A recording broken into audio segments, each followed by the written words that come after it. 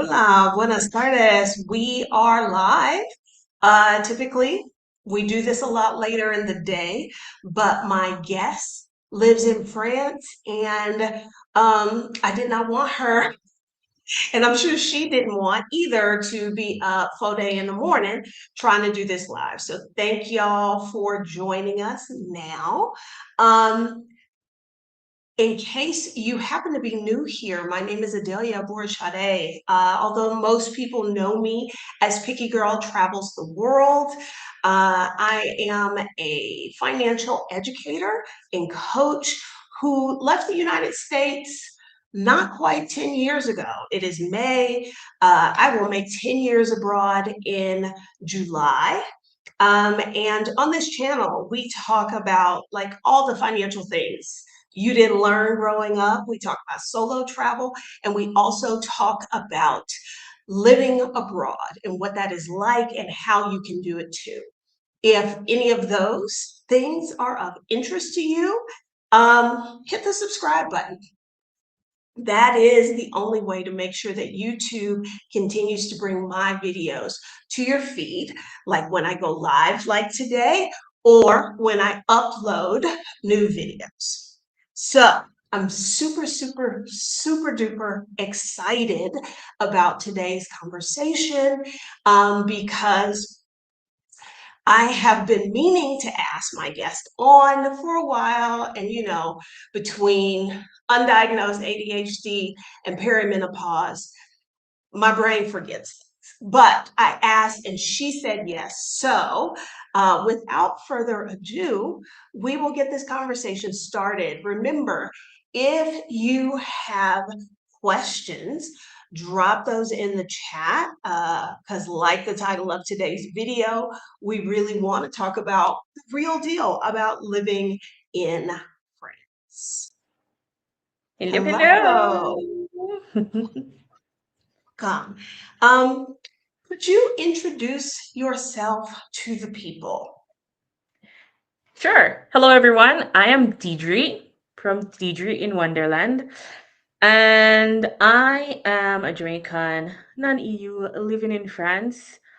I've been living in France for a total of 10 years, not consecutively. Fun fact, I moved to France twice in different places, different times.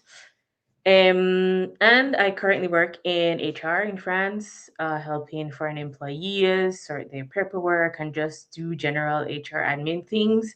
But there's usually the occasional mess of paperwork and life abroad.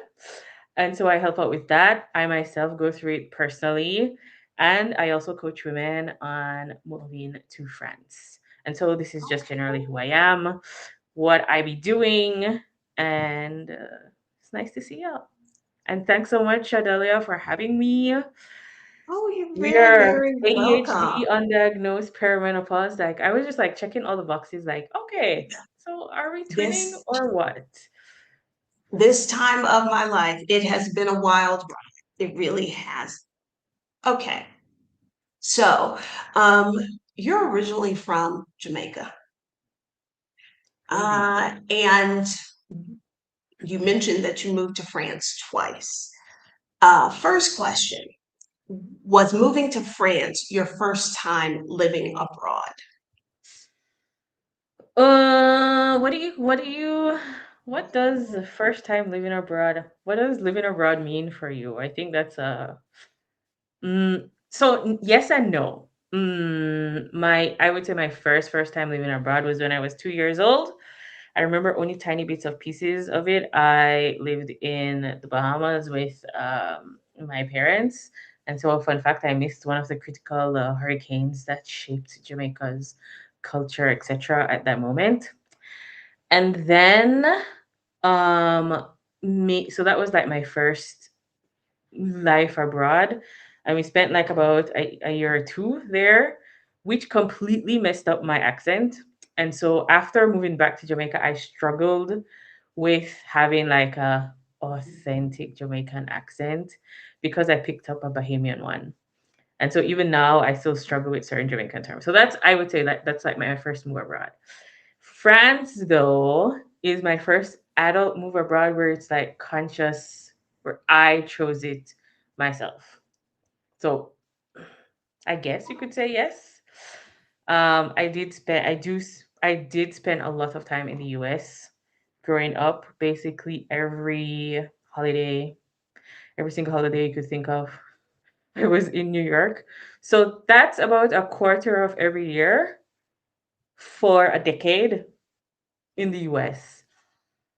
Maybe cumulatively, you could say that is living abroad as well, because if you spend 4 months of every single year together over 10 years, where you miss cultural elements of your own country growing up, I don't know. So, yeah, but I would signal France as the adult choice of moving abroad. Okay.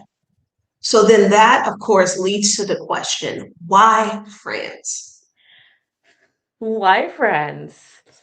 Another long-winded question, another long-winded answer is coming up. So I always wanted to live an international life. And my first thought about that was through language. And this was well, since I was young, but also in high school as well, I wanted to learn six languages. And then we had exchange students at high school, and I befriended several Swedish girls. We became friends with Chinese. We just had exchange students, and I ended up just becoming friends with them. And one of the Swedish girls, we were talking, and me sharing about how I wanted to learn languages and travel the world and blah blah blah. And then she's like, "Well, come to Europe, come to Sweden to study." And I understood studying abroad from the US model, I would say, where going to college in the US as somebody from the Caribbean, from Jamaica, you're going to pay out of state fees. It's going to be sky high, super expensive up the wazoo. And so I was just like, and there was usually a difference about in-state tuition and out of state plus versus international tuition. And so I was just like, in Sweden, in Scandinavia, what? But what are fees like? And so she's like, oh, but tuition is free. I was like, but I'm not Swedish. I'm not European. She's like, oh no, education is a human right. It's a basic right. So once you're there in the country, then it's your right to have access to education. So everybody has the same access. Mind blown. Adele, I was like, what is That is this? What is blowing. this Because concept? but let's give this moment a moment. Education is a human right. Doesn't Indeed. matter where you're from, you have the right to learn.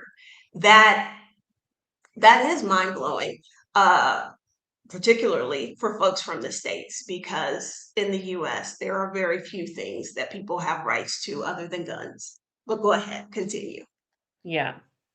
So after just what is this newfound seed that has been planted in my head? And so I spent just kind of ruminating on it and was like, okay, I need to do this. Lots of things happened in between. I ended up doing my bachelor's in Jamaica for so many other reasons. That's another story. And then finally, I was able to say, okay, my master's, I'm going to go abroad through education. But Scandinavia is Scandinavia and Sweden is Sweden. So yes, education may be free, but life sure ain't. And so the cost of living was way over any budget that I could feasibly have in, a short in the timeline that I wanted, nor could my parents' family be able to really provide in that way. And so I had to kind of pivot, and I had French studied French in high school, but I did French in high school, and I always kind of was attracted to the language, and I found it quite an intriguing language. And I was like, what about France? And so France was not fully free, but it was only 200 euros for the entire year. And I'm like, okay, we're going there. And so that's how I got to France. and then yeah, rest is That might as well be free. Okay. And so, how old were you when you went to get your master's abroad? 21, 22, I think. Yeah. And what was that experience like? So for me, it was like pretty, I don't know, kind of like surreal. First of all, I realized, oh, Diedre, you speak no French because I was in the south of France.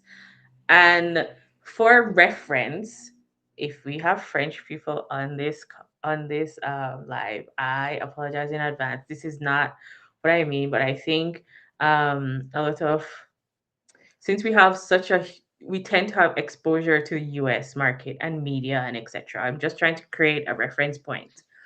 In the south of France, the accent would be like down south, like the down like a southern accent. And you're used to, or I would be used to, like New York versus Texas or something. And I was just like, what are you saying? So first I this was the first thing. And then the second thing was a huge culture shock was they smoked so much. And I found that really, really ironic as a Jamaican because the yes, the stereotype would be me, the Jamaican who doesn't even smoke, would be probably the one smoking. But everywhere just like blowing fumes everywhere. So that was like my I think my first culture shock. But the experience itself was really, really eye opening, and I was really able to like absorb and immerse myself in with so many different cultures. And that's when I really, really felt like I can expand and grow. And also, I don't know, I felt comfortable in this international life. And also, like, oh my God, I did it. Like, I said I wanted an international life. I have 5 more languages to go, but I actually did it. And just like learning, I don't know about you because you're in Mexico now, right? Mexico. Hmm. Yeah. And even with solo travel, this is my question for you, even with solo travel or just living abroad, for me, I feel that there is just a part of yourself that you unlock. Like there's no other way that you can unlock or expand or explore or discover a part of yourself until you've traveled for a relatively long time and being immersed in culture. I don't know if that's how do you feel about that, Adelia? That's a great question. Um, I don't know, because I think when I think about before, like I started traveling before I left the US, I kind of think of myself as sort of a square peg in a round hole. Like there was always a part of me that was like, there are places to go, there are things to see, there are other languages to learn. And it was all a matter of when I was going to get to do that. Hmm. But I will say that traveling, it does unlock, like, I don't know that there's anything I can't do or I can't figure out because I have traveled on my own and I've gone to other places. Like, I joke a lot because here in Mexico, I know France has a reputation for bureaucracy. And here in Mexico, there is bureaucracy, but it is very like, well, that's what they're doing today. What they're doing tomorrow is something different. And you've got to be ready for whatever version you get. And I have noticed that I have taken that skill because if you don't adapt to that, you won't survive here. And I've been able to take that with me plenty of places around the world. And I think that helps me out. So yeah. I think that Um, I'm just in the comments, but I think that's like really, really yes, France, the bureaucracy. If you check my channel, every 2 minutes you'll be like, girl, there's paperwork to be done. If you're moving to France, there's paperwork, there's paperwork. There is tons of paperwork. But I totally agree with the part where you said that like learning to be adaptable and just having that kind of like I feel like I don't know empowerment or that confidence of like I just traveled. What? I can do this. I can do, like, I think that really, really is something that is so great about traveling. And yeah, I think you really, really explained it quite Okay. Did you speak French before you moved to France? well. I would say I wrote and read. I could read and write French So before I moved. you had taken French in school. Yeah, so I did have a relatively, I wouldn't say solid foundation of grammar, but I definitely knew like the beginning.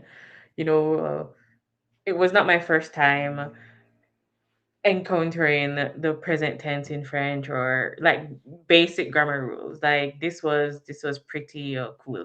But in terms of listening and speaking, it was like absolutely at like point zero one, like non-existent. So I could write, and you also have like time to write when because you can check up words, you can do all of these things. So I could like write, and so I would go around writing to like find apartments and all of these things, writing to people, and then I would show up and I'd be like bonjour, and they're like, are you the same person? I'm like, indeed I am. So yeah, I could write, read and write, but Okay, because a lot of women who are thinking about moving abroad watch my channel. And I've said on more than one occasion that going on a student visa is an option I think that gets slept on a lot. Um, but I would think that if I am applying to grad school in France, they would expect me to be like fluent. And what you're telling me is that was not the case. okay. So there are a couple of things. It was not the case. So there are a couple of things. So I first moved to France as an English teacher. That was the first. And then I went into school, but a year later, like not much change. However, I also targeted, at least for the first year, English speaking programs for my master's, because like you said, I didn't feel confident enough at grad school level, at the master's level, to pursue a whole ass master's with my bonjour French, so my program was in English for especially for the first year, and then they started building in more French. But we were also we're a small core group. We're like 35 or 30 max, let's say 30, with over 20 nationalities. So this was like part of like the gem of the school that I found. And in France and many countries in Europe, their university systems have programs in English that you can, which is not English literature. Like they have other programs that you can Where like take English is advantage. the language of instruction. Exactly, that you can take advantage of. And so I also did that. And like I remember I told you I did lots of research. There were tons of like little loopholes that I did find in France, and also me living there the year before also helped me understand what's going on the ground in terms of how school works, etc. So I was able to really find different like loopholes, because many times people think, oh, you're doing business and you're doing, because I studied business in at university, and they're like, oh, you're going to a business school, which is like joining an MBA program and paying thousands of euro. And I'm like, no, it's 200 euros. And so I was 200 able to euros like for do a lot grad of that. school, 200 euros a year for grad school. Indeed, people, like you said it. Studying abroad as an option is so slept on. It's no longer 200 euros now. Anyways, they shifted it, and I think maybe this year or maybe last year, a few years now, it's now 3,000 euros, but still, in the grand scheme of things, that is still pretty affordable. And so I would tell people, even back then, when they're in Jamaica, they'd be like, "Oh yeah, I want to go to the US." And no, like shame to the US or anything like that. The US have some of the greatest You can schools. shame the I'd be like, US. why That's would fine. You can shame the US. They deserve it. That's fine. I was just like, why would you do that? If you can find 20,000 US dollars for 1 year, probably like a semester, I don't know, of It's a tuition, that semester. is the entire 2 years in Europe. Please go to Europe for school. And even now, it's still 20,000. If you can find 20K US dollars, that is maybe a year. But on a student budget and everything, that is almost an entire school year of education. So just to, yeah, come to Europe. Don't waste time in the US.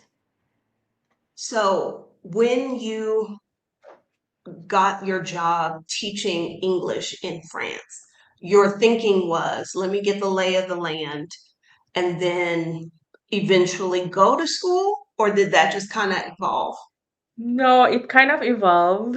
I was just ready to move abroad, and I had that English. It's the English teaching assistant program. The US also have it as well, and I was like, w- having researched and understood, like, okay, well, the currency, what's in my bank account, the currency exchange, and what I will need, I will have to find a job. So how do I find a job? And so this was a good way for me to find a job. Moving, and so literally I did that. I just did. We had like, we could choose regions, but I literally like just closed my eyes, spin the tail on the donkey, and I did it. Best of, best of five, best three of five, and I ended up in my region in Toulouse in south of France. This is so you did the teaching assistant program in France, Mhm. TAPIF.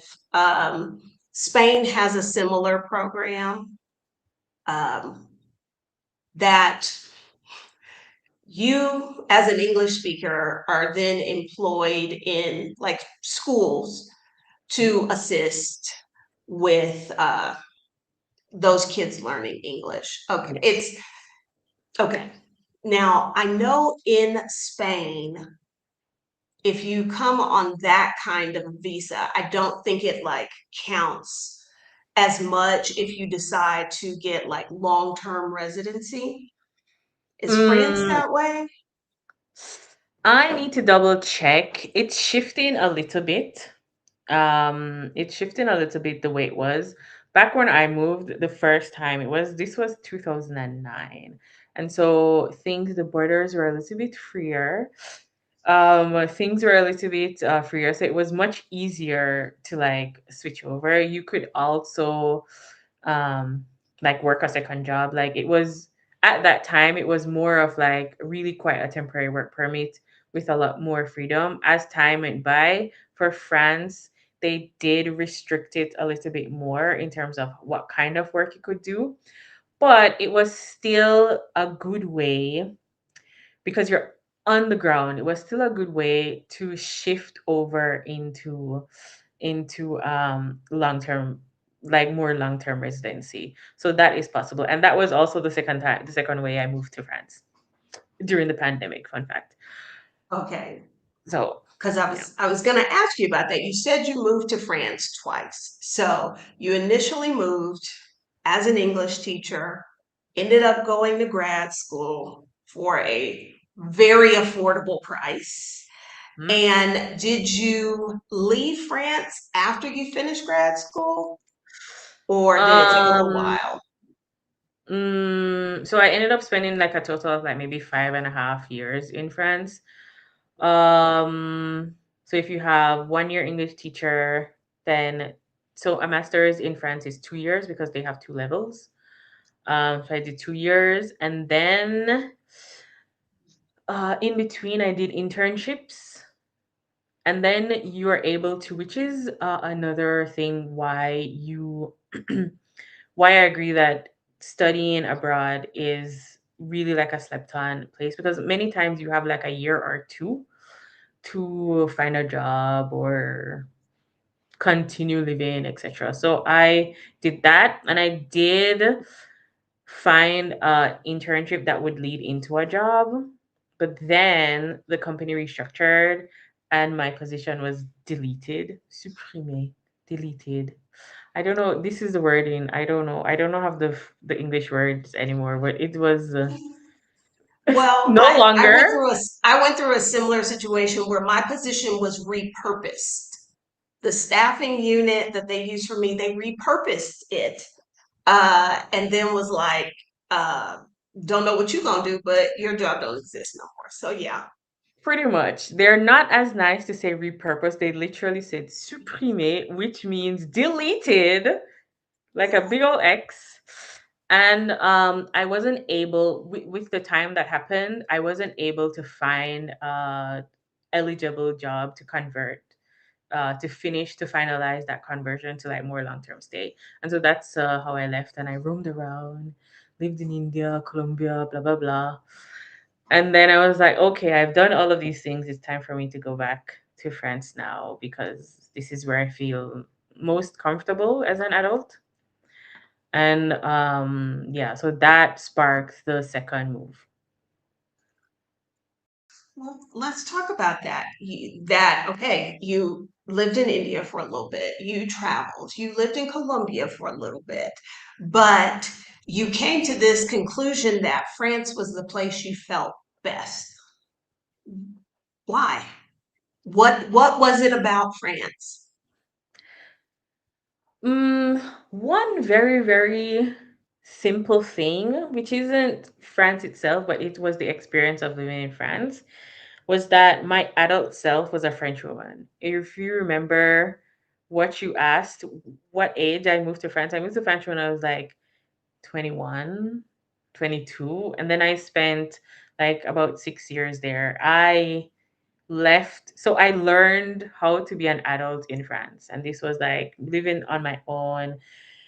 Like, I know how to pay taxes in France. I do not know how to pay taxes in Jamaica. I do not know how to do anything as an adult in Jamaica, even though I moved back to Jamaica for like 4 years. During the whole travel afterwards, I would be calling my parents and be like, mommy, daddy, like, where do I find a plumber? How does this work? What's going on?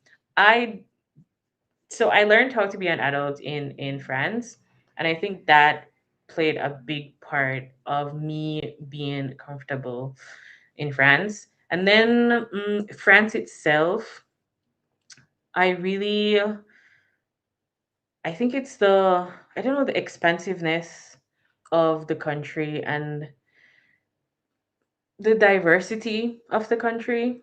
I think it's one of the more diverse European countries, and I was able to, and especially with my master's program that I joined. Remember, it's every year with 20 odd different nationalities. It's a really was a really rich, enriching experience, and I was fortunate enough to really develop a strong network in France. So add that to me just learning how to be adult, and then all of the social programs that were accessible to me that does not exist in Jamaica. And you, as an American, we're together in this. We don't have social programs. What? Free healthcare? What? Free education? What? If you have unemployment? What? What are these things? So just like having that access, not to, oh, let's live off it, and it wasn't in a you're living off the state kind of like attitude. It was, these are things that you deserve because you exist as a human. And so Wow. that concept and that way of life was really, really something new that I learned, and I was just like, okay, this is how I want to continue to live. And yeah, I also had a horrible time. Horrible is maybe a bit dramatic, but I really struggled moving back to France, or moving back to Jamaica. There was a point where I moved back to Jamaica, and I felt I wasn't sure what my Jamaicanness was anymore. So I had like a bit of identity crisis, but I think that's also attached to me having moved abroad so much. So I started from I was 2. Then in high school, I left again every year. Hmm. And there are like, again, key cultural things that I missed out on. So people would tell me, like as an adult, when I moved back, they were like, oh, yeah, this is something we did as a child during summer. And I was like, eh? I was like, no, you were in New York. This is not your childhood. This is not your summer culture. And I'm also someone that absorbs bits and pieces of language, and so even if you listen to my accent like right now, there are inflections of like an American accent. Then you hear the bits of Jamaican vowel pronunciations. Then I do a lot of French sound. Bah. I do a lot of those things. And so just like me existing, and like I ended up absorbing a lot of these different pieces. And so moving back to Jamaica was a very, very hard time because my childhood, I would say, is Jamaican, but then my teenage self is quite American, like New Yorker. And then my young adult self became French. And so I really quite struggled with the concept of you are Jamaican and this is where you belong. So, yeah. I think that is common, particularly for people who repatriate that have spent some time abroad and then find themselves back in their home country. Um, it was probably 5, 6 years ago. I was in the States for, a few weeks, and I was just like, this is not the place for me. Like, yes, I have memories of being here in Texas, but when, like, the way I live my life, the things that I value, that's really out of sync with the way y'all are living here. Yep. And so me trying to reinsert myself into that's not gonna work. So no, I get that. I get that absolutely. And I think it's incredible. Like you said, you became an adult in France. So that makes sense. Now, you mentioned this was around the time of the pandemic. Oh, this is the second move, yeah. Okay. Um, but how did that come about? Because I'm Okay. assuming your previous visa was expired. Yes, yes. Yes, this is like maybe 7 years later, 6 or 7 years later. I moved left France, did some stint in India, did a year in Colombia, did like maybe 4 years in Jamaica. But again, like I said, I had come to the realization and the acceptance that okay, this is not it. This is not where I want. So I had like a vision board. Vision board. I'm not a super visual person. Like I'm visual with like words. So I had words like what was it called? Mission immigration? I forget what it was called. It was some but it was like you are leaving because your life, your permanent life is elsewhere. This I knew, and I wanted it to be in France.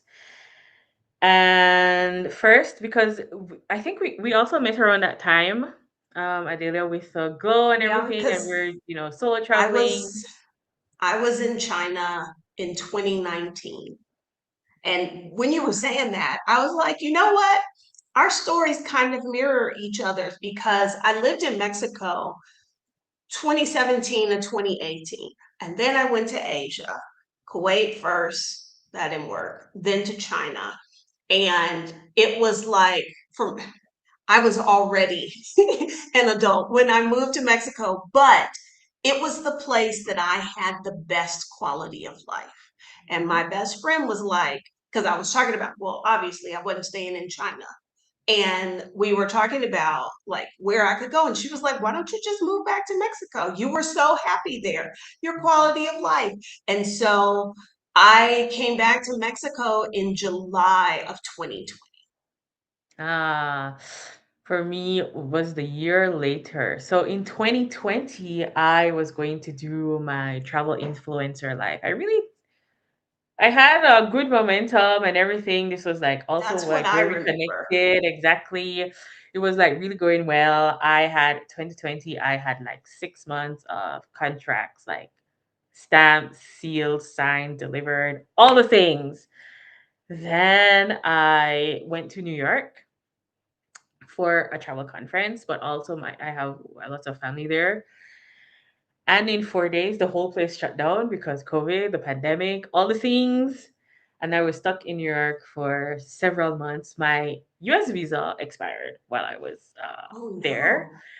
no. And I was just like, but it was chaos in the pandemic. I still had a grand time.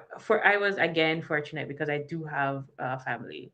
And so I wasn't one of those people that were stuck in hotels with racking up crazy bills because they were just stuck and they had to leave and things. I know of people who had to be like bunking with other, just like within the diaspora, within the Jamaican community. My cousin knew a cousin, my cousin knows somebody else who knows somebody who knows somebody who can host you. I did not have to experience that, fortunately. And so I had a really good time to like be around my family. And with the quiet of the pandemic, I was able to, explore different places. And I was like planting things in the garden and repurposing the shed and all sorts of fun stuff. And then finally, the borders opened up again, and I had to go. Again, within 3 weeks, all of those 6 months of contracts disappeared because what is this? I was supposed to go to Mexico on one of those contracts as well. And so I ended up moving back to Jamaica, and I was like, God, I hate it here. Not, I do love Jamaica, but just like for living, it's like this is not it. And so that's when the mission, what was it, mission immigration or whatever I call it, that was when the thought like really started. And I did everything I could. I was like, because I just knew I have to go, and I know where I want to go, and so this is what I did. And then I ended up moving back to France as an English teacher with a bit more leeway in terms of the visa, etc., because I had then already knew a lot more of the insider process of moving to France, because by then that was like my probably fourth different category of visa. I'd already done like almost 6 years there. So I really, really understood um, what it would take to, and like what visa or what category, or how to match my profile to what the immigration, the French administration would need, etc. And so I had 8 months to figure out to transfer that into a long-term resident, titre de séjour, resident permit. And so yeah, I really, really hit the ground running to be like, okay, this is it. I needed to find a job at this point based on my profile. A job was the easiest. It wasn't easy, but a job was the most secure path based on my current profile. And I also knew I did not want to go to any more school. So yeah, and so I did so many things. Went through over, I applied to over 200 jobs, went through over like 60 interviews, and I literally got my job offer the day at like 9:47 p.m. I know it. My visa expired. The Oh very wow. last day of my freaking visa. And yeah, very super stressful. And then I had to send over all of that information to the French administration before my visa expired, right? And would you know, Adelia, that the website stopped working? And I was just like, listen. I was in my apartment. I was like, listen, God, the devil, universe, Buddha, all of y'all. Uno, stop the foolishness. I have done all that I am doing. Stop, please, stop this madness. Get it together. Like I was so pissed in the apartment. I was like, get it together, all of you people. Because there is nothing more and I have this job offer like right now. Fix it. I was like, I don't know who I was talking to, but I was like, I'm gonna take a shower. And when I come back, this needs to be done. Like I was in my most, like those mothers stern people, like scolding or I don't know. Yeah. And then I came to my shower. I was like, okay, let's woosah, calm down. And somehow, just the thought, I guess they got it together that I should check on my phone. If you've had any experience with French websites, it's not mobile friendly. It's not. But on my laptop, I had gone through the entire step. Like the only thing it would not allow me to submit. Like I was at the submit stage and it would not allow me to submit no matter what I tried. And I just went on my phone. I was like, okay, and I mean the whole thing was crooked. I was zooming in, zooming out to do the application and I submitted at what? 10 what is it? 10:23 or something like so? Oh, wow. Wow. And then it just went into the void. I had like screenshotted everything like a crazy person. Then it went into the void and I heard nothing. Silence. During this was still kind of like the pandemic. Yes, things opened up, but it was early. This was like early 2022. 2022? No, 2021. I forget. My years are, but it was at that when it What was just time is finally not a real thing. Time is a construct. So exactly. don't feel bad. And so that's how I moved back to France. It was the second Okay. time was like much more chaotic. Even if I knew, if I had, even though I knew so much more about the system, it was a much more chaotic and stressful process. How did you end up moving to Mexico after? What was your route like? Oh, far simpler than that. Um, far simpler. When I lived here before, because I have been living in Honduras. My job there restructured, and I Mm, did not care for the new structure, so I told them no thanks.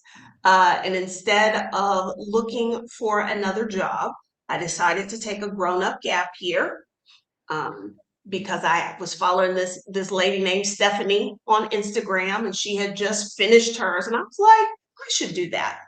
And so that's what I was doing in Mexico. And then it didn't take long that I was like, I would like to be here long term. And I needed residency for that. And I will admit, this is American privilege right here. I was too lazy to apply before I came because I finished in Honduras in like June. And then I went to Europe. I did some traveling and I had some downtime in Texas that I could have done it. But I was like, I don't feel like it. I'll do it later. Um, a English teaching job, teaching business English falls into my lap. And they're like, we will help you get a visa. And I thought, great. It was stupid because I still had to, in Mexico, the visa process has to start outside of Mexico, mm, even if yeah. it's a work visa. And so I still had to go back to the States. I was on my way to New Zealand, made the appointment. And in the appointment, I was like, you know what? Because I qualified for residency here through financial solvency. I didn't Mm, need the work visa. I just thought that would be easier. And as I was having to go do the same thing, regardless of which visa I came in on, I was like, how about I just see if this lady will give me permanent residency right out the bat because I qualify, and then whatever, because I would have the right to work on that visa as well. mm, She didn't like my paperwork. So because you have to have a letter from the bank, and my bank sent me a PDF instead of a document with a wet signature. And Mm. she was like, can't take this. So I was like, okay, we'll just do the work visa now, blah, blah, blah. Because it was like right around Easter. Well, I ended up leaving Mexico. So that visa expired. Summer of 2019, I live in China. I'm spending my summer in Mexico. And I was going to stop in the States, pick up my dog. And I said, how about I just go ahead and get residency? I know at some point I will end up back in Mexico. I'll just get residency then, which turned out to be a good idea because summer 2020, countries didn't want to let people in who did not Exactly. have residency. So I had a residency visa for a year while I was for Mexico while I was living in China. Mm. And so before the pandemic happened, my plan had been, because I knew the minute I set foot back in China in August of 2019, I was like, I'm done after this. Because they called me on a good day to renew my contract. I was like, okay, this was a mistake. Let me ride this out. And so I knew I would be leaving in June. Where I was going to go, I hadn't Mm. decided. But because of the pandemic, my options were you can go to the States, which I did not want to do, or I could go to Mexico. And so I came back to Mexico. I gave myself 7 days to find an apartment. Um, and I found an apartment on like day 7. Sounds like my Uh, visa. Sounds like my yeah, job. no, A lot less, a it lot was low the end of pressure. the week. It was the last apartment I saw, found an apartment, and I have been back in Mexico City. This is not that apartment. I stayed there for 3.5 years. I've been here for 2 years and some change. Mhm. So yeah, that's how I ended up back here. Now, let me ask you a little bit. Well, this is what I'm hearing. Like, it is crazy that you applied to 200 jobs and the offer you ended up getting came on the day that your visa was expired. Like, nobody wants to live that. But what I am hearing is there are multiple ways to get a visa to be in France. Mm. There are ways that you can transition from one visa to something else, and that you finding a job there, that's because you speak French No, outside so of my job teaching was in English. English. My no. Ah, bah. No? Mm, no. It was an English speaking Wow. job actually. Uh, so yes, me speaking French was it definitely helped my profile because then I became not bilingual, but I'm fluent French English. And it was a French company that one of the first French unicorn companies actually, so it's in tech, um, who was expanding to the US, or they were in the US quite a lot, and they were looking to scale, and so they had a lot of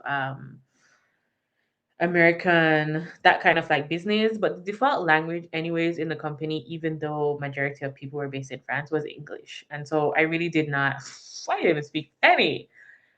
Only among like my team members to do like daily conversations was in French. So it really was not because I spoke French why Okay. I got that job actually.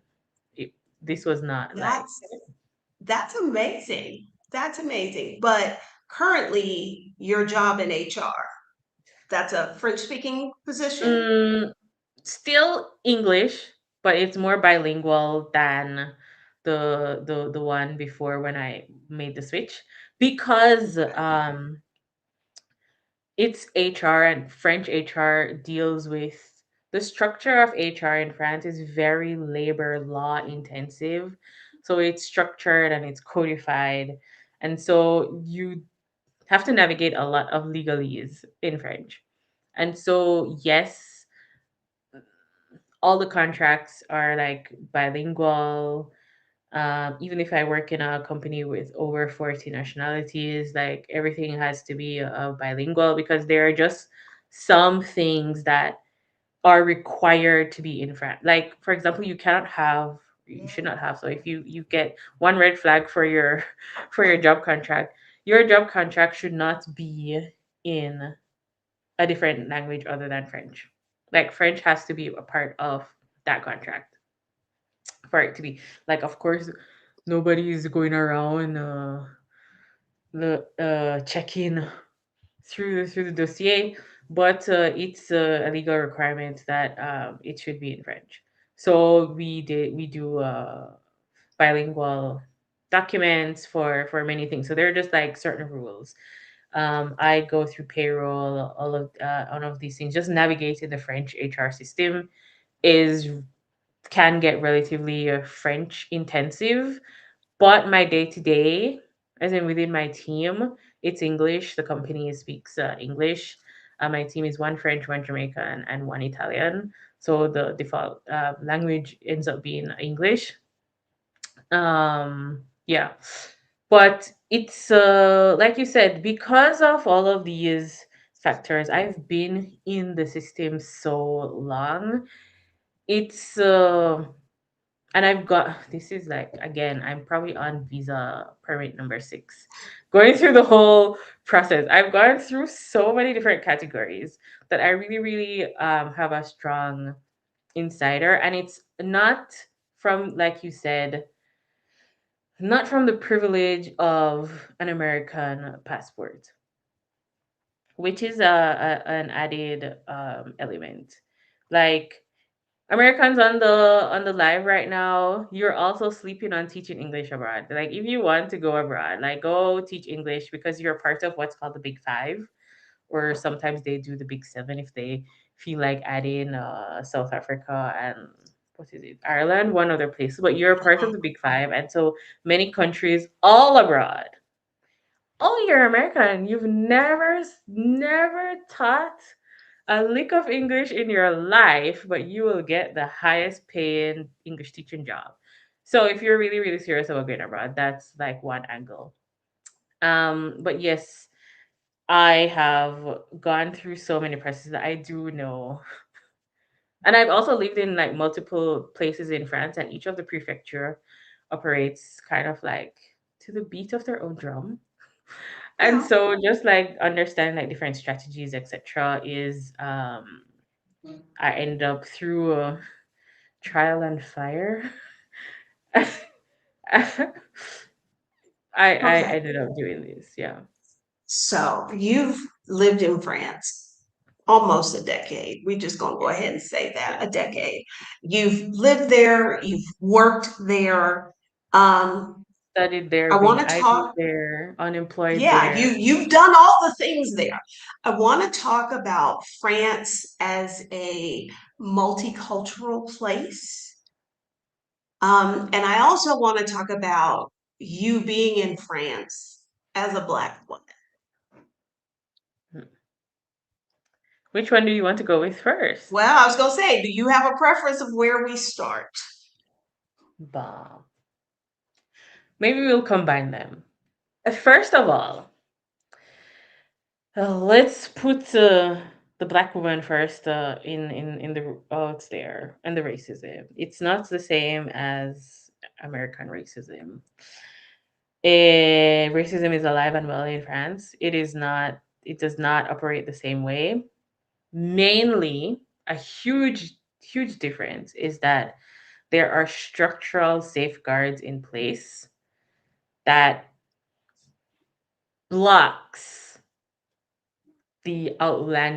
blocks the occurrence or ensures that there are consequences Well, okay. for As the American here, let me in the US, that is a country, and I know the Jamaican Black experience is different because you're the majority in your country. In the US, Black folks are a minority, and the structures and the systems that exist in the US are based in racism to begin with. Exactly. So racism has, I don't know, a stronger grip, we could say, on the United States. Whereas I'm just going to go out here on the limb and say France did not start as a multicultural place. No, So no. some of its like structures and whatnot existed, I don't want to say before the racism, but like they didn't have to, the racism wasn't so much No, a no, thing. no, no, no. It It's comes deeply it comes embedded late. racism in France. It's Okay. deeply embedded. What Okay. is the structures that I'm talking about? So, because France was not a diverse place, it was not like it was quite homogeneous, at least racially. um in things, colonization and slavery and all of that did a number, and they're still, there, that played a huge part. And I keep forgetting this term, but there is a term that in France, it talks about Frenchness, and embedded in Frenchness is whiteness, like being white. I really, there is a word that they use and I really forget it, and I'm always pissed all the time. But the structures that I'm talking about is the evolution and the critical thinking that has gone into um, making things inclusive. And so the racism, even though it's still embedded within the foundation of things, it's not allowed to run rampant as it does in the US, I would say, as a reference point. For me, being Jamaican, like you said, I am the majority, and so to say something super outlandish, my identity is kind of like a white person's identity, in the sense that I get to be. If you ask a Jamaican who they are, they're not going to start, "I'm a black person." We don't. It's, I am Diedre. I am, my personality, or maybe like my mother. I'm a mother. I'm a sister, or I'm blessed and highly favored. It's usually something about, usually something about like our personality or aspirations or something, and then they will list off like maybe 20 things, and then maybe finally they will remember, oh yeah, and I'm also black, if they get there, right? Which I think, in my experience, just being in the US for so long and also among friends and media and all these things, many Americans or Black Americans are raised in relation to whiteness. And so their identities tend to be in relation to. So they start first with their identifier, etc. Because in the US, that matters more. It matters Right. first. So that is why we do lead with that. And I know that in France, like, yes, there are Black people in France who come from various former colonies and all of that good stuff. But like you said about this idea of Frenchness, it is inherently white, but they don't say that because they're like, we're all French. Yes, they don't say that. And racial relations, for all, if you travel it long enough, racial relations is a lot of times, it's different, it's culturally different for each country, and it's a lot of it is wrapped up in classism and so many other isms that it's hard to like separate. I would say also that within the, having taught in different aspects of the education system, the way that you're taught to interact with people, the way systems are in place, there is a lot of like critical thinking. I think the level of education, in the mode of how education is disseminated, is at a higher level, and it's more attached to critical thinking. You have to do like philosophy classes in until like forever, until high school. Like you are not, they will not release you from philosophy. So that thought of like having those critical thinking, etc. And again, with education being more accessible, etc. I like I said, and laws are in place that restricts things, and so racism is not able to run rampant. So you get a lot more of microaggressions, which again are also rooted in lack of exposure to other like to lack of exposure or the media's racist expressions of displays of black people. And so there are sometimes cultural misunderstandings. And then for me, with my American friends, I think they're understandably a bit more sensitive about microaggressions, because this is just my thoughts, right?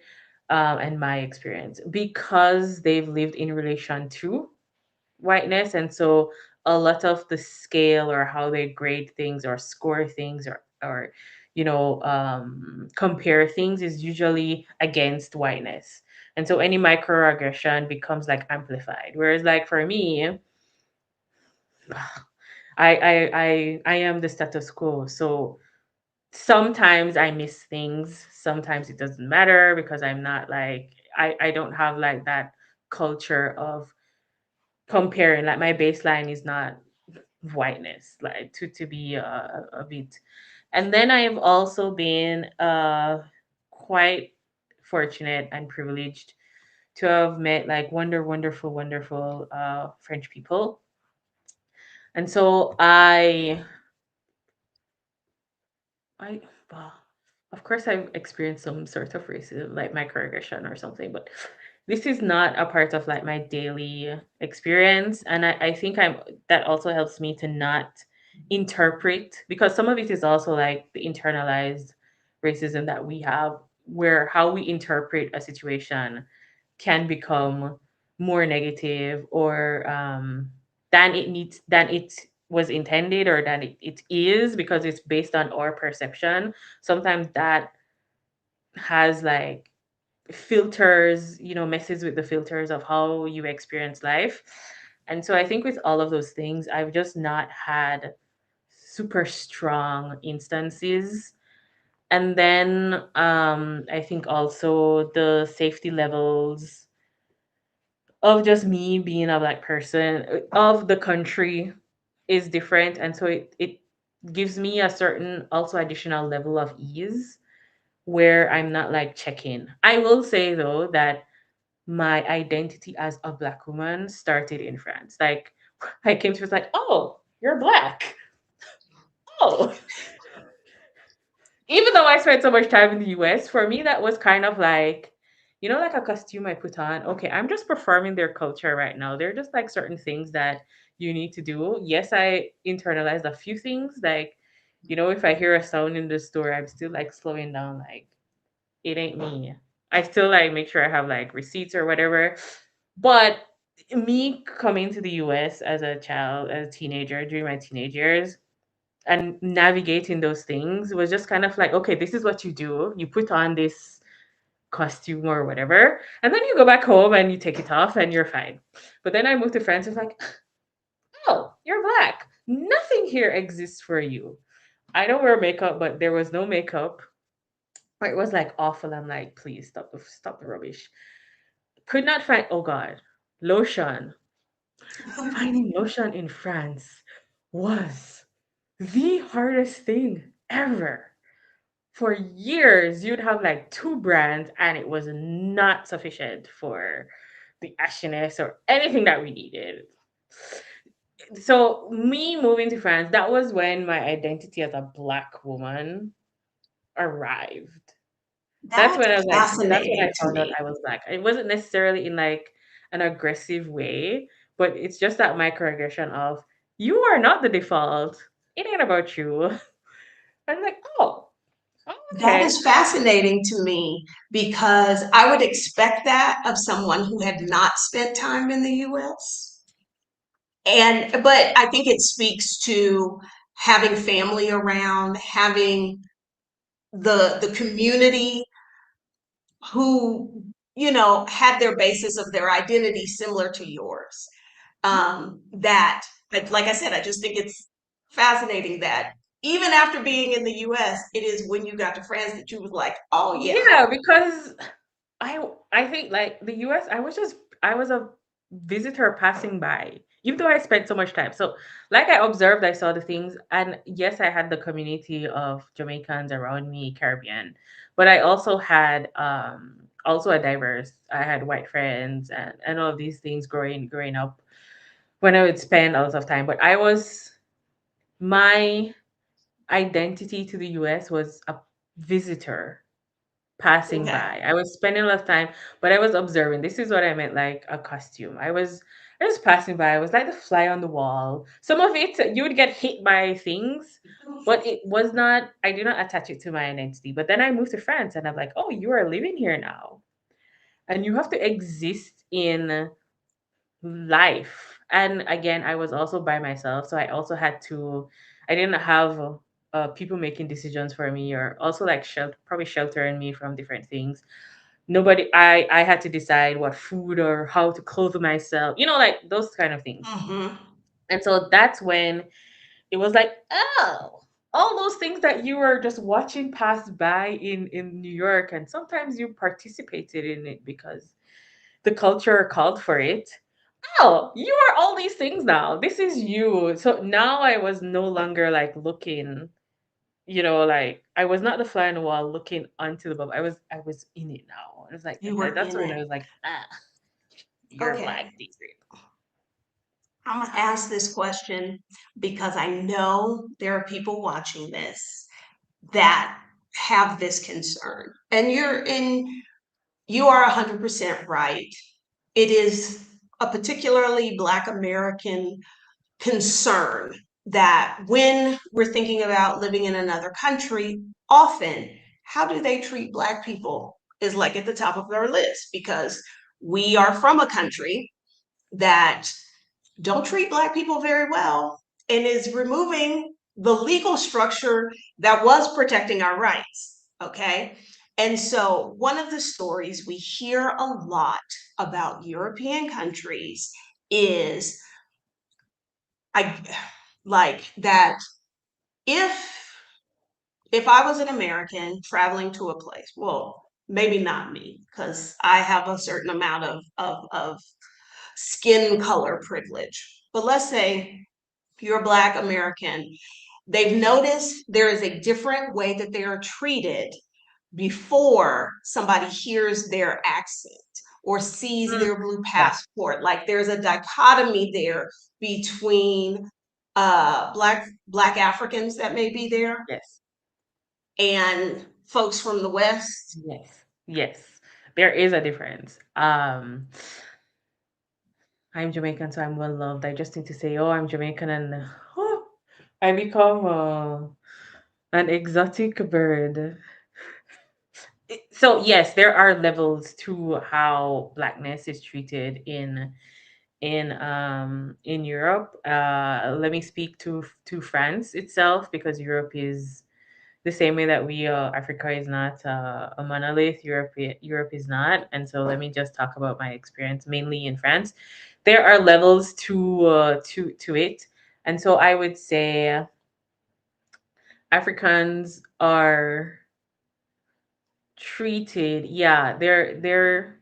I don't think they're at the bottom of the racial pole. Actually, I think Arabs and Roma people are at the bottom. Like if you want to get a French person, generalizing, but if you want to get a French person to act like similar to a stereotypical American racist person, one of those MAGA person, tell them about a Roma person and they will go right off. And you would be like, Yes. who are you and what is that trash coming out of your mouth?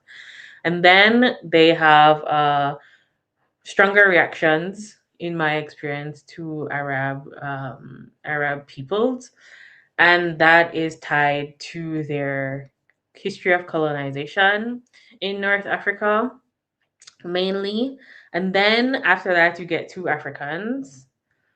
and then that's black Africans are there, so they're treated, I would say, kind of like, maybe it's changed, it's evolved a lot, but when I first moved, my observation was like, okay, so the Arabs, the Roma, are just mega levels of hated. Arabs are the thugs on the street, the hood, in the hood. Black Africans are poor, dirty, and a little bit loud. And so we don't want to hang around them, kind of like mixed with a little bit of pity, I would say, because of poverty. We need to save the Africans. And then you have French Caribbean. So the French Caribbean have like their whole other like interactions with French people. It's like a whole problem, their own identity crises. And then you have Americans and Jamaicans in a different way. And so if I had like white European friends, they also can tell from different our skin color. Like they would just like, yeah, you're not. I know that you're not an African black person. They would. I don't know what they be knowing, what they're seeing or whatever, but it's also like different, and also there's also like a difference if I wear my hair in like a kinky afro or if I make it visibly curly. If I go out in a curly fro, I do get a certain different level of interaction. So yes, there is, you can see the layers. Mm, but again, I've been around, so my life in France has been very, very multicultural. And so even the white people, everyone around me are used to interacting with different cultures. So when there is microaggressions or differences of opinions, we're able to like call it out and discuss it and debate it. And also, it's part of my goal. We cannot be friends if you're not going to talk about if you're not going to learn about your colonization and slavery.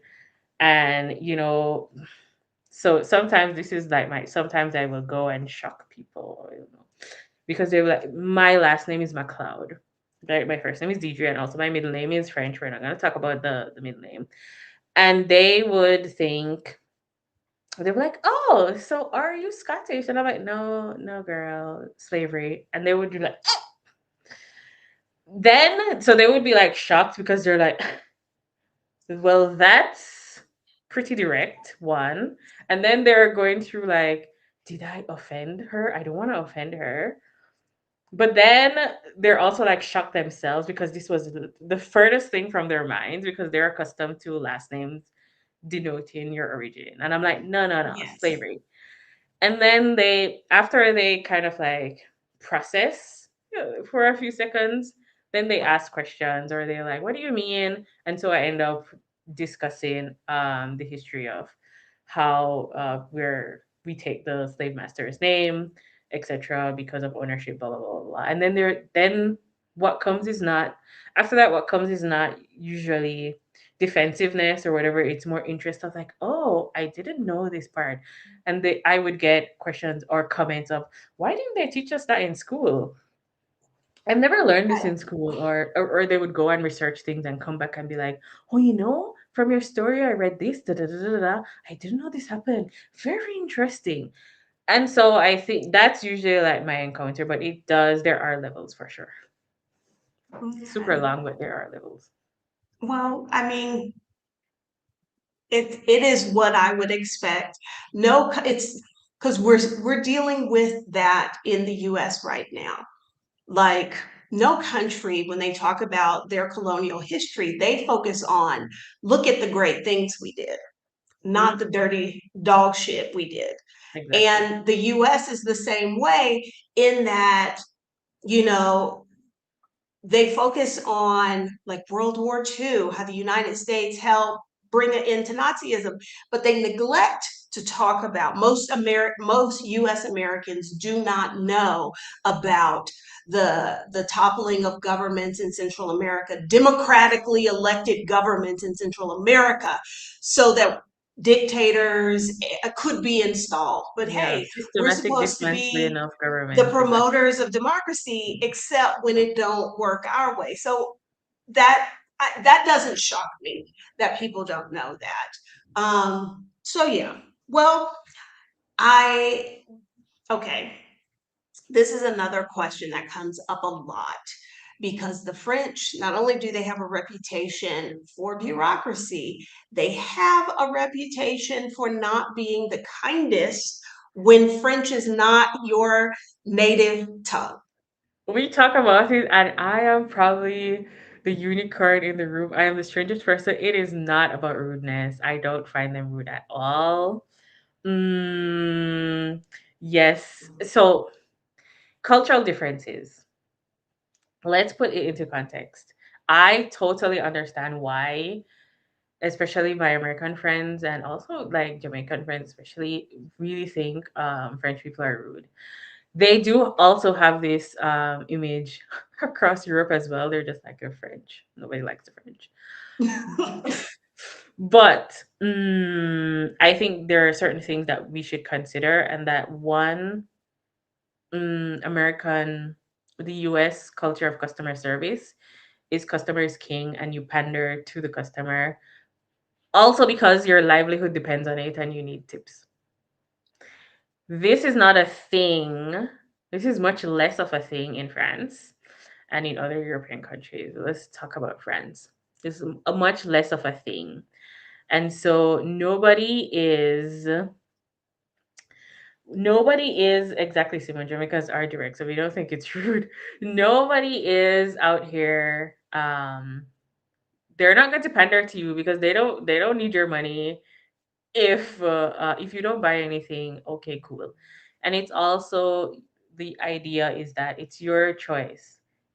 I am having the service. If you don't like it, go somewhere else. Not in a defensive way or whatever. It's just, as a matter of fact, bah, okay, but so we're not going to, if I don't make this sale, I'm not going to die. I'm still going to make rent because there are probably social programs attached that subsidizes my rent. Blah, blah, blah, blah, blah. That's like the first thing, right? And there's another thing that I actually, a cultural misunderstanding that I sometimes tend to forget. You have to start things as with bonjour in France. This is the starter of politeness. It's not, in English, and also we have this culture in Jamaica. You say excuse me to establish yourself, to cut like a conversation, or to bring attention that you want to share something.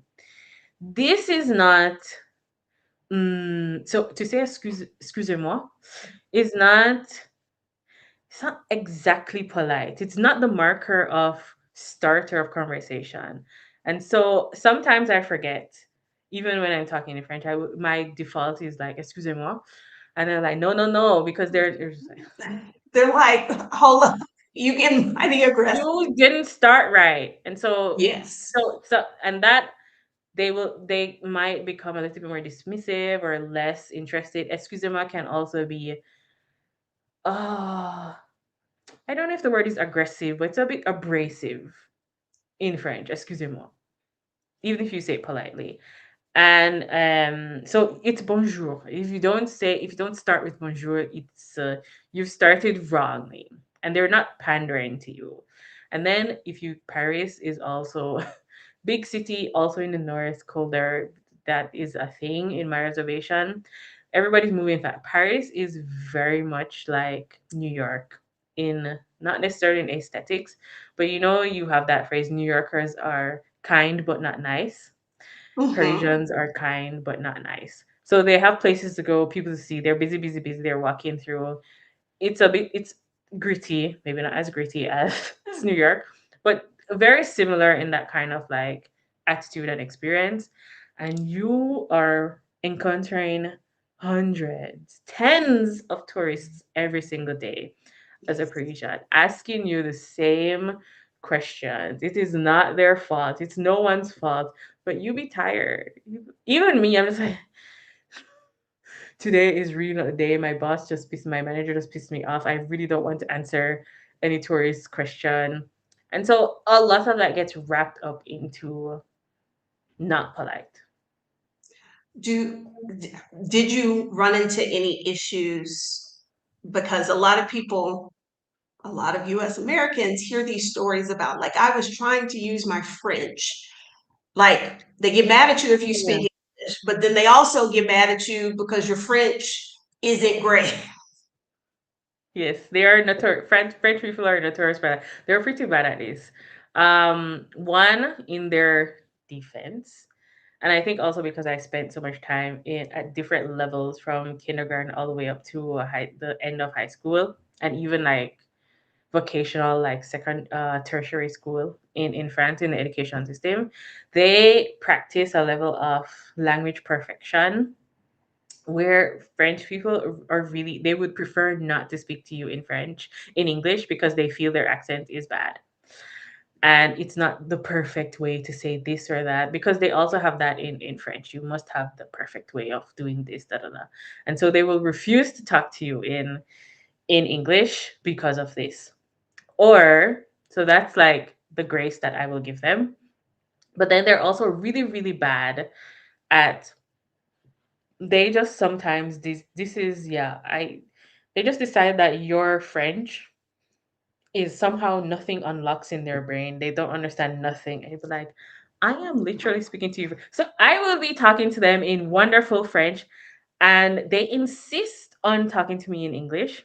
And I'm still responding to them in French, and they're struggling in the English. And I will literally say to them in French, like, "What is the problem? Like, I am talking to you in French. Like, what Like, the, just speak to me in why French. are we doing this? Can we just talk, like, I, I don't have time for this. Can we speak in the same language? Thank you, because you're not going to understand my level of French is way better than your understanding of English. So let's not do this." So I get that, and sometimes I'm a little bit frustrated. Um, and then they have a thing. You ask them to slow down, and they just go. They start slow. Bonjour, je m'appelle and they just, and then you're just like, where is the slow? One time, this was when I first got back, so we still had lockdown, kind of. And so I'm trying to furnish a brand new apartment, and I ordered an ironing board. And while I was ordering it offline, one of the options was like, don't call me. And I was like, great, because I don't like doing phone calls in Spanish, because at the time my Spanish was not there. I still don't like it. They called me. And so as oh boy is talking, I say, you know, sorry, my Spanish isn't very good. I say this in Spanish. Slower, please. And I hear that man go and proceed to speak faster than he did before. And when I heard that man sigh, I was like, I'm out here trying my best. I told y'all not to call me and just show up and deliver it whenever. We're on lockdown. I'm gonna be home. But that man sighed in that way, and it really hurt my feelings. Yeah, Um, yeah, but Mexico is like when you were saying that any interaction needs to start with bonjour. Mexico is that way, and even in texting, I don't like this. When people, because to me, particularly if we have an ongoing text conversation, like you're somebody I text regularly, I don't have to say hello, good morning again. I can just talk. No, they have to say hello, good morning, evening, afternoon, and then they wait for you to respond before they get to whatever the conversation, whatever the ask is. And I don't like that. But I know it's a thing. So my compromise is when I am texting somebody new, it is hola, buenos dias, blah, blah, blah. I like put it all in one message because I cannot be waiting for you to reply. Then I go through some nicety, you go through some nicety before we get to the thing we're trying to talk. my yes, my trick to this is And I do the same with you. I'm the same, and I'm just like, even at work, I'm like, we don't talk every day. Why are you asking me how I'm doing? How are you? Like, what do you want? What do you want? We know you want something. And so I just, when I see the hey and nothing, I just like, hey, tell me. Dime, dígame, dis-moi. Yeah, Tell me. Hey, what's up? Tell me. I prompt them to tell me. I get a lot quicker because I don't want to go through the like you said, the niceties back and forth. It's like, what do you want? Not in a like, it's just, we know that you want something. Like, it's not bad or anything. It's just objectively, what is it that you are seeking? Could we get there? And so I skip that by just prompting them. It's like, hey, tell me. yeah. Yeah, you In can try. person, in person, in real life, it doesn't matter what it is. I am going to give you the hola, buenas tardes, always, because that I think is what is the first clue to people that I'm not a tourist because it opens some doors because they're like, okay, you know how to greet people. So yeah, I get that. What is you've lived in different parts of France. You've traveled to different parts of France. What's your favorite area? My favorite city in France so far is Lyon. Lyon. Lyon is for me a good mix of everything. So it's not as big as Paris, so you don't have that hectic city life, but it's still quite a city. You don't have the high density of like things clustered upon each other, so it's a bit more spread out. The roads are bigger. There's also like a lot of nature attached around Lyon, and it's in the midway of affordability. It gets a little bit more expensive now, but there is the midway. And it also reminds me a little bit of like that American suburban life. And so I feel like I get a little bit of everything together. There's also like an international airport. You have Switzerland nearby, you have the Alps, like rivers, you can go to lakes. Lyon is my favorite city so far. Um yeah, I really quite Paris is not it's not even my top 5 favorite cities as somebody living there daily.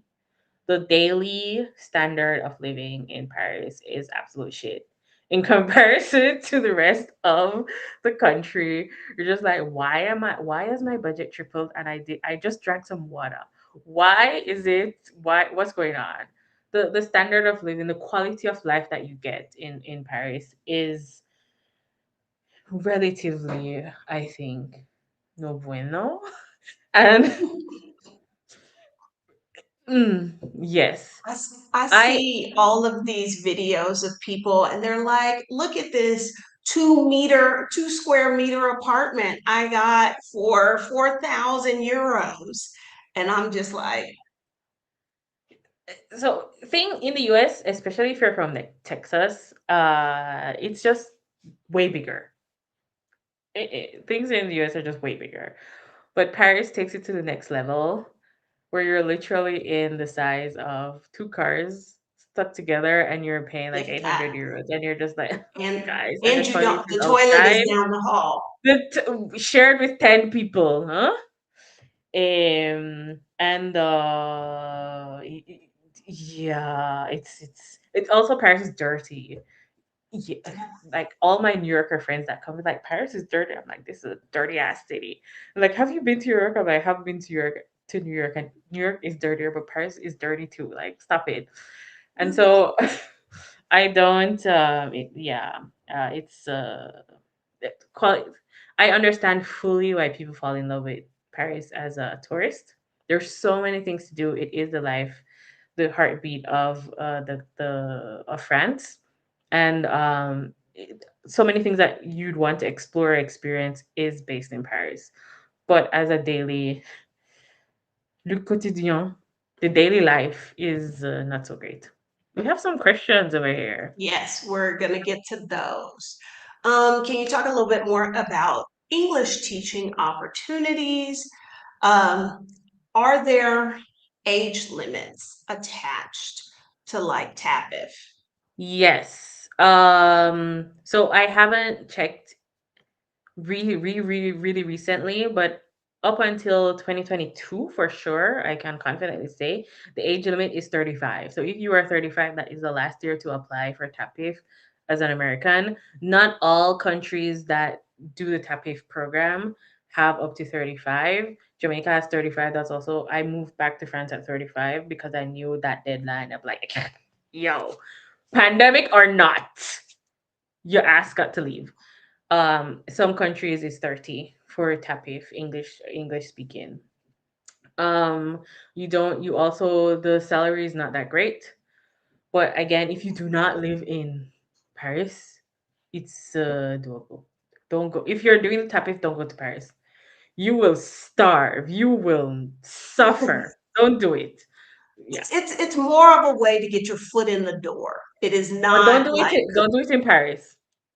yes, You yes. will suffer. If you don't have additional income, you will suffer. It's not, don't do it. If I wanted to teach English in France, but I am over 35, what would your advice to me be? Yeah, so that would be one, get a TEFL certificate. So teaching English as a foreign language, or TESOL, teaching English as a second language. And you want to tap into the private schools because they are a lot more flexible and they don't follow the French education curriculum, nor they're not bounded by the French educational structure. So they have a lot more leeway in who they hire, etc. So this is where you'd want to go. You also need to, way better if you, for private schools, if you know the IB system, the International Baccalaureate system. So know that part to get into English teaching. Actually, there are ways. Is it older than 35 to get into the English teaching system, the public system? There is I forget the name now, but you can teach in the universities for like a year, and there's a different program that you can go through. It's like an apprentissage, like a apprenticeship. I think this, it's kind of like this, but there is a year, and I don't think there is a age limit attached, but there is like a different process. It's similar to, you're like a tutor in the universities, and so they have like a whole application process. I really forget the name right now. So that is one way, and then another way, really go to school, do 1 year of masters in, it can be English language, or they have a language, the Elua, language economics and affaires, so business. It's LEA program. You have that at the master's level, at the bachelor's level, and I think also at the master's level. If you do like 1 year of that, it's usually in English, and it's also a great way to get into, to segue into the university tutor thing. Actual teaching English in France as older than 35, you can do English teaching like masters, where it's, the track is to become a teacher. And the education system in France, how that works is, you do this system, you go through like a year of uh apprenticeship. They call it something else, but it's basically apprenticeship.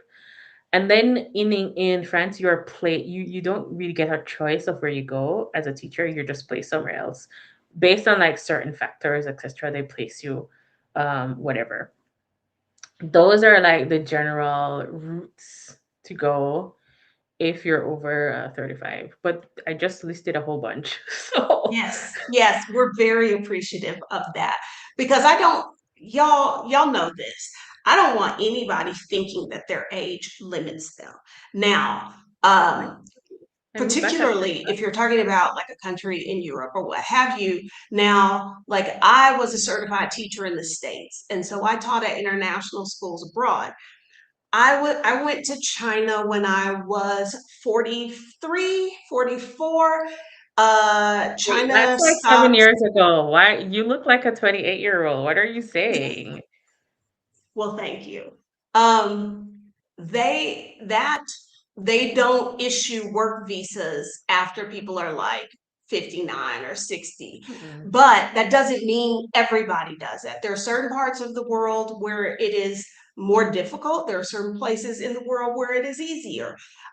There are workarounds. The vast majority of countries do not have an age limit on their student visas. So like that's always in your back pocket. Yeah, there is no age limit on their student visa. I don't think the French system discriminates that much in terms of age, in terms of work visa, even for teaching, etc. But there might be, in terms of like, there is an existing block ban, or we're not going to give this to you.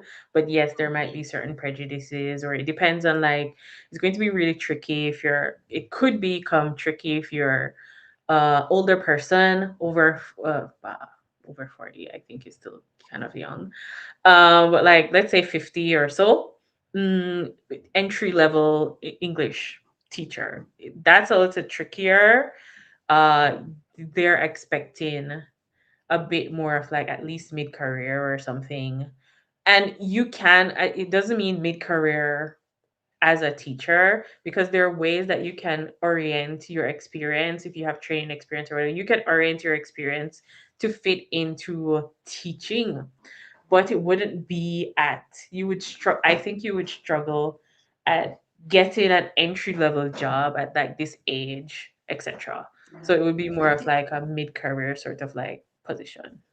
I also think like if you are somebody who has their heart set on France, there might be other ways that you can get a visa that is not teaching English. So many other ways. Can I do a shout out of my own program? We have Yes, one-on-one please, please, strategy please. sessions. It's called Your France Blueprint.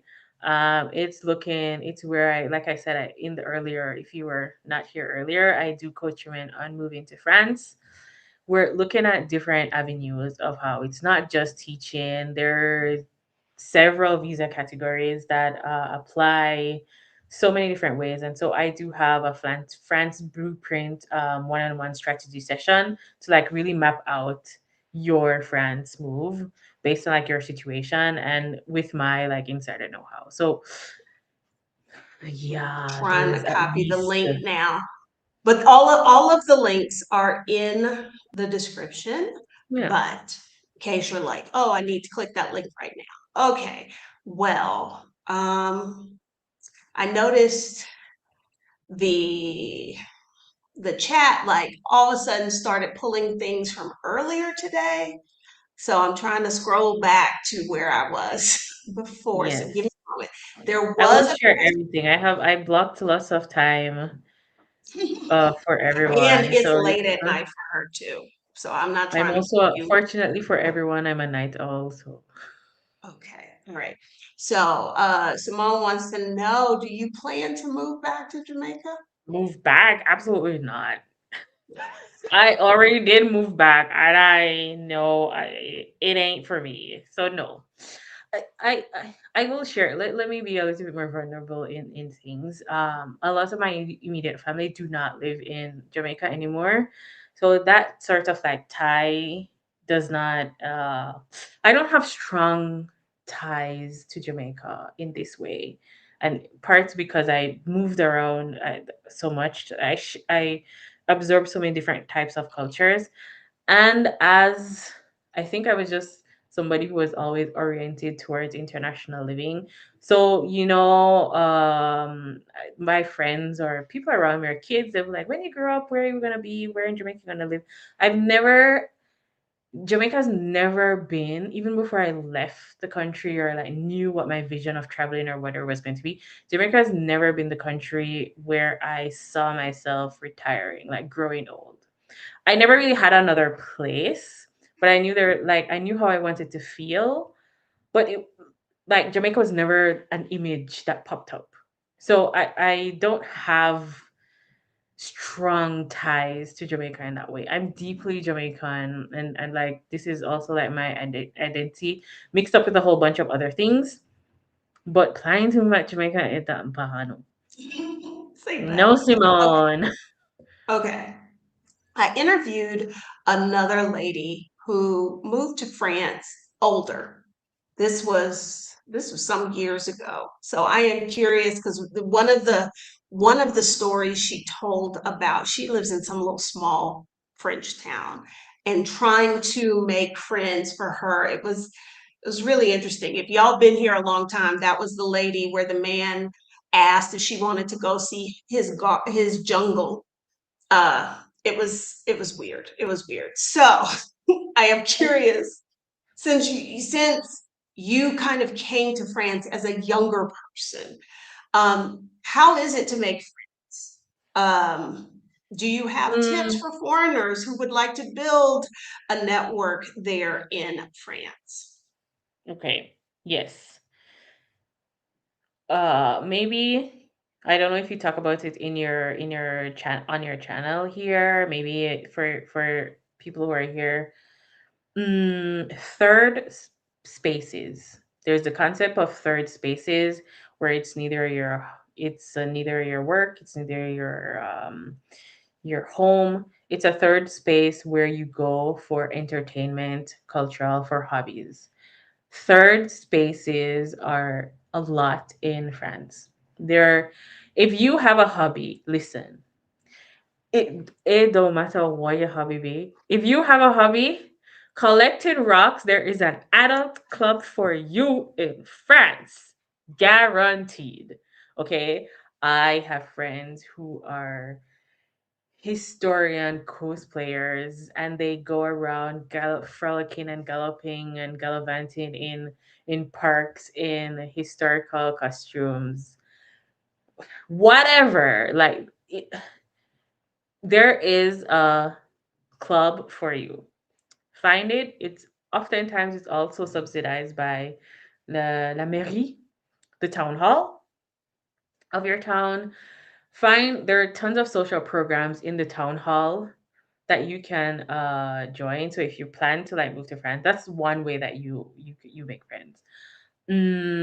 Don't be the language sometimes, especially if you're in like smaller towns, the language can be a barrier in the sense that you will have to struggle to you have to be creative in how you're expressing yourself.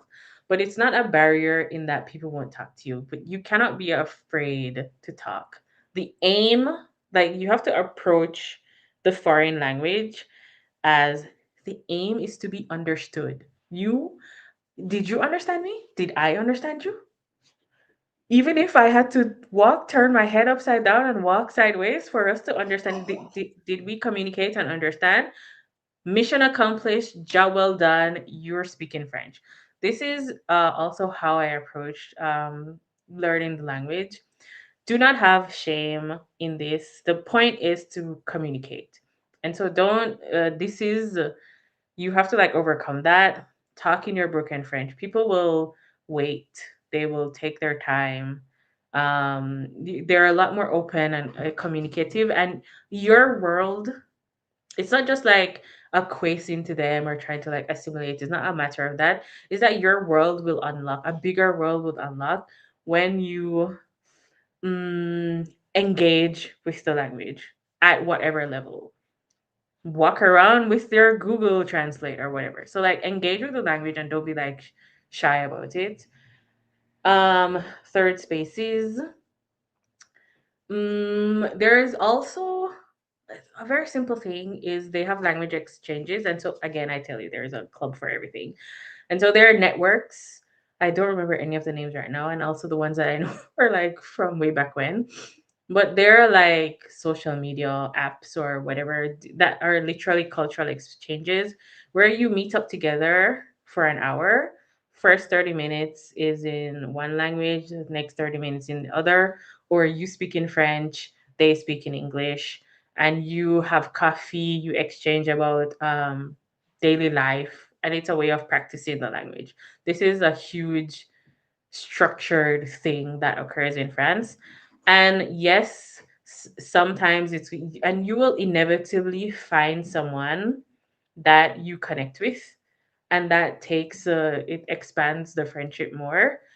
Go to There's lots of games night at pubs, and they always have English nights, and they have quiz nights and trivia. Like, it's there are so many ways that you can do these third spaces. Just do that.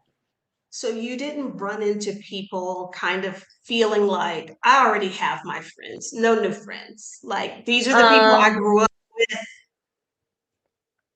so yes and no. So friendships are sometimes like this in France, but I think, so I would not start there. I think like that's like the next step of unlocking friendships, or whatever. Like, you have to do I don't want to call it superficial. You have to do that kind of like superficial thing.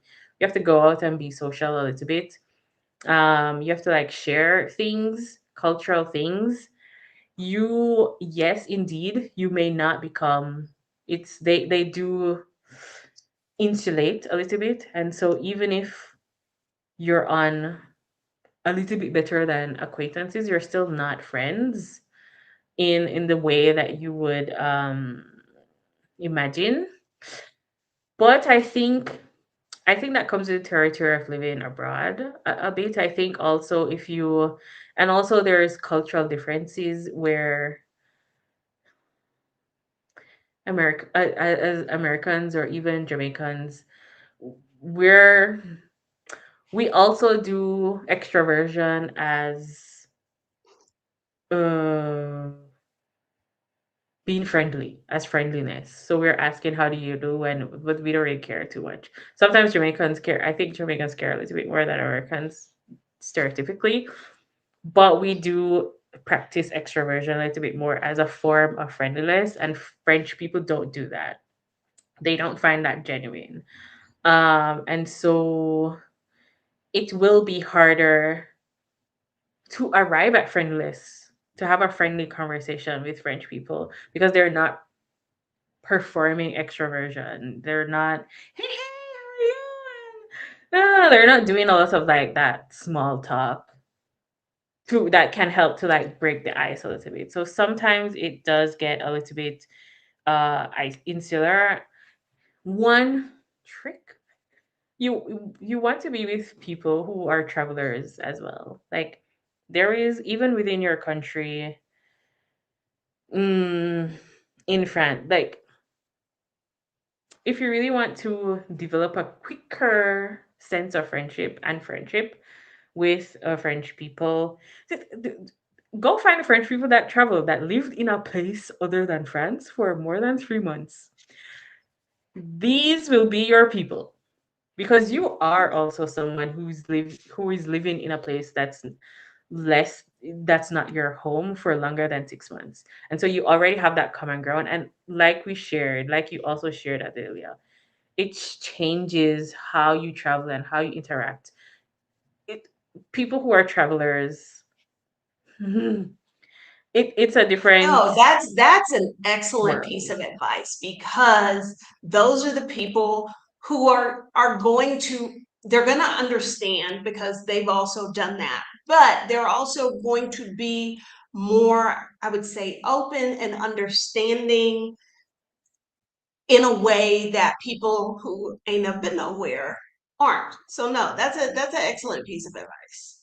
Yeah, go find the people who have traveled. Like, they'll you'll have a much more easier time to develop, to nurture a friendship in the way that you're like expecting it, in a deeper way, in a smoother process. Yeah. That is excellent. Um, okay. Somebody asked about dating. God, Do you date there? I'm so over men right If you don't now. want to talk Are about we, it, we don't, are we because gonna talk about the but it's been ages, but I have dated different people. I have actually gone through the whole they just want to kiss a black girl kind of life. Mhm. Um when in the younger ages, it's like, oh. Okay. This was just an experience for you. So there's that I've experienced, which wasn't so great, but I wasn't like, it was in the early stages and I didn't really care. So I wasn't like too invested. Mm, but personally now as a 40-year-old, I'm just not interested Well, in dating. and that's, So I I don't know if thought I about have like that. I any was thoughts like, for you right now. the person who asked this question may not realize how old you are, I am because 40. what I find is that as women get to a certain age, there are much more fun things and Exactly. exciting things to focus on than that. Yes. And I'm also someone who, well, I don't know if I'm not on the asexual spectrum, but I'm not on the ace spectrum. But I've never strived for relationships. Like this isn't like an achievement that I need to accomplish. It's never been like a thing for me. And also, I love relationships, but I also love my solitude. And so when I'm in a relationship, it's great and I love it. But when I'm out of a relationship, I'm not missing it either because my solitude is great. I'm having a blast. So it's never been a source of priority. So, and then, like you said, as you get older, you just have more things, interests, other goals, objectives, whatever. But ultimately, even as growing up as a child, it's never been like a thing for me to like want to be in a relationship, want to be by myself, want to, it's so. I don't know if I have tons of things to say. Again, go date somebody who's traveled. Just do Well, that part. that is I think that is also very good advice, because you are probably less likely to get the I just want to go on, I want to see what dating a black girl is like, if Yeah, they are somebody who has traveled. yeah, Um, so yeah, I get yes. that. Mhm. I I I did often not think love like, Bordeaux over Paris co-living single. Bordeaux is you so. don't like Bordeaux? I don't hate Bordeaux, but it's a little snobby. Bordeaux.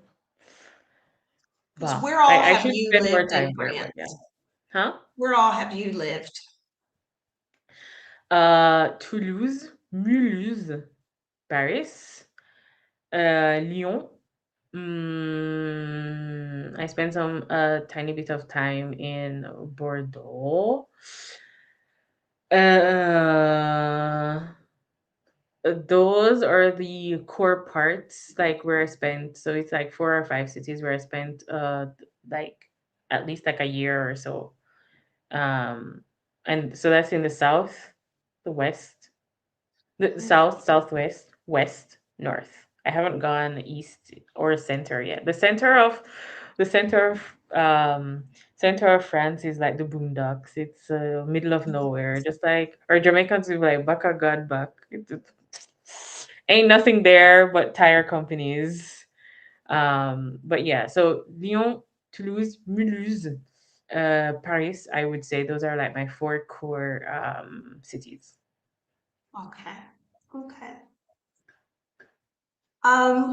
We are gonna let you go because we're pushing 2 hours here, and it is late there, and it's only Tuesday. It'd be different if this was a Friday. Fun Is times. May is my favorite month. So Thursday is a holiday. It's the most awesome month in the year in France, is this the especially when month it where rains there's like a holiday, a bank holiday every every week? week, and it's always a long weekend. And so you faire le pont. So Thursday.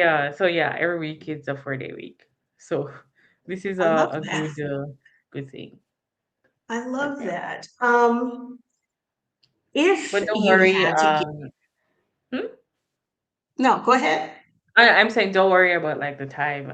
Oh, I'm on my second wind of energy. It's perfect for my ADHD time. But yeah, the yeah. okay. Well, I'll ask. Bethan's question before I ask mine. Do you think you may pursue getting French citizenship at some point? Because Yeah, do you have permanent residency yet? no. So I am in the process of citizenship. I have a loophole because I studied in France, so I was able to fast track, let's say, citizenship. But as would be the catch 22, I'm also living in a prefecture that is notorious for being mega slow. So might as well I did not go on the fast track. But yeah, I'm currently waiting in that process.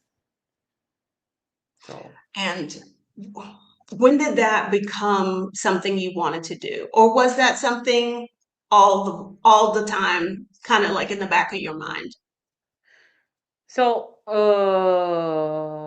citizenship in France was for sure when I realized, my adult self is a French woman. I want to live here. That as in France Okay. being like that, let's say the target or whatever. But having wanted to have an international life since literally childhood, since I was like 5 or something, then kind of like default means that even though I didn't have the picture of it, but kind of by default it means that I knew I wanted to pursue some sort of like permanent residency elsewhere, at least at minimum.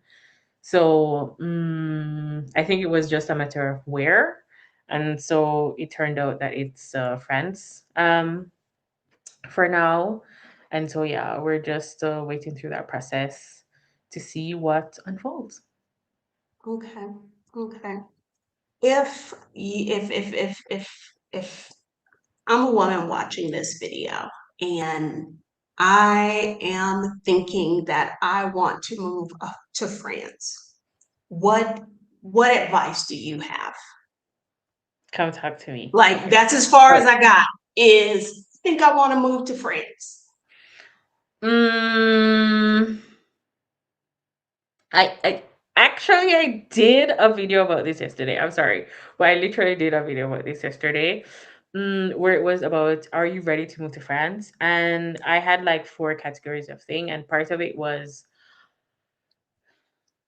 if you're just at the daydreaming or I think I want to move to France, before you go down the what visa, how much money, um, where to live or whatever, you have to do some internal excavating, internal investigation because the mindset is more important. And you have to know your first thing, well, have to know, but you have to have that thought. You have to think about these two questions of what are you moving towards? And because you always know what you're moving away from, you always know what you're escaping. It's always like the catalyst of everything.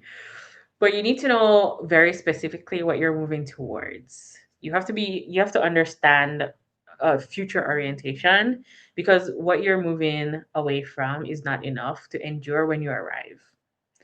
And then you have to think about the question of mm, what are like get really clear on what you're trading off because everything comes at a cost, right? And so be clear, like have like think about it, process it to some point. You don't have to have like the perfect answer, but you have to think about this part. What are you trading? Because living abroad is depending on where you're based, where you're from, where you're going. So you're moving to France and you're in the US. That is, unless you're in Paris, it is not the most easiest way to get back to the US. You might part of costing you that is that if there you are going to miss out on events and maybe you don't care about this. I'm someone who don't like that FOMO is not a thing. It's not something that I care about. So it's not like on my list of what am I trading. But that's something that my clients confront. Figure out what you're trading. You're going to be giving up something to gain something else, and you need to have a scale. You need to weigh it to understand. Okay, but even so, France is still worth it, and yet. Like you have to process those two things first. Otherwise, you're going to struggle way more than you will struggle in your first goal. Like, so I think, yeah, if you're like, oh, I think I want to move to France, you should answer those two questions to a certain extent before you go, and then come talk to me about all the visa and all the other things. But before you go down that path of figuring out, researching where to do, I think many people start here. Okay, what's my visa? How much money do I need? Da, da, da, da. But if you don't do those questions, like good luck. You will have a very, when all the bad things happen, inevitable inconveniences of living abroad, when the realities of living abroad, you're no longer, you can't romanticize living abroad the entire time.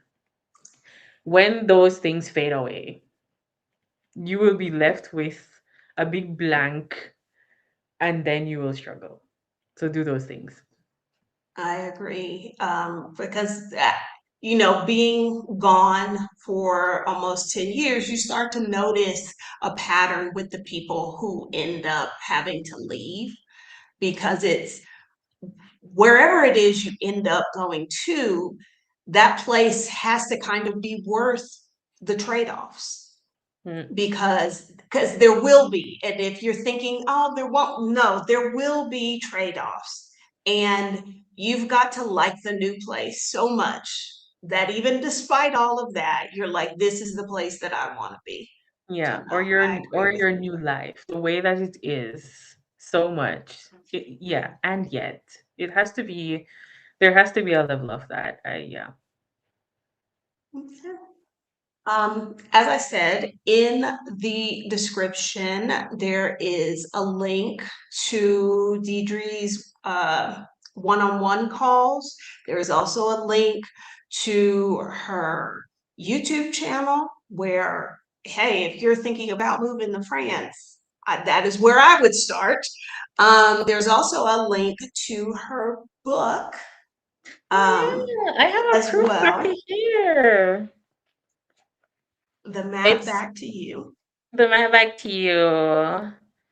It's on solo travel and finding yourself through solo travel. It's especially for people who are over 35. I think people, anybody can tap into it and gain something from it, but I think it's really a lot for people, older people traveling, and it's part memoir, part guide. And so they're just like stories about my travel pursuits and travel moments. But then each chapter has like a toolkit so that you can really reflect on your journey as you go along. Grab it, guys. It's awesome. Read and then leave me a review. But I am so proud of this. This is like 30 years in the making. I struggled so, oh God, we're gonna go down another rant. I struggled so much writing this book. I wrote this book like maybe 5 times, and it's just like, it is not the book. This is not the book that I want to write. And then it finally arrived, and I had to take days off from work. And I felt like, I don't know if you've read Big Magic by Elizabeth Gilbert, and it's like you have to like grab your ideas. Like like literally I had to like grab this idea of, okay, this is the book and you have to write it. And I felt like I was just like letting out pieces of my soul because this was the book and I finally had flow. Like it was so much torture. Not in like, I don't want to like torture an artist, but it was just not connecting every time I would write the book. It was like physical, this is not the book. But now, The Map Back to You is the book. I hope you get it. It's on Amazon, currently Kindle, ebook, and print. And so I have a proof copy here. And then I'm so proud of the design of the front. I struggled with making the design as well. Guys, I'm But so proud of this just the whole look on your thing. face, it is absolutely, I can tell it was a labor of love. So, yes, in the description, there are the links for Deidre's website, I mean, her YouTube channel, her book, as well as if you want to get on a one-on-one call with her to work out your move to France. That is all linked in the description of this video. You can find Diedre also on Instagram, Diedre in Wonderland as well. Thanks everybody for coming to hang out a little earlier than we usually do this. Right. But yeah, thanks everybody for being here, and I will talk to you all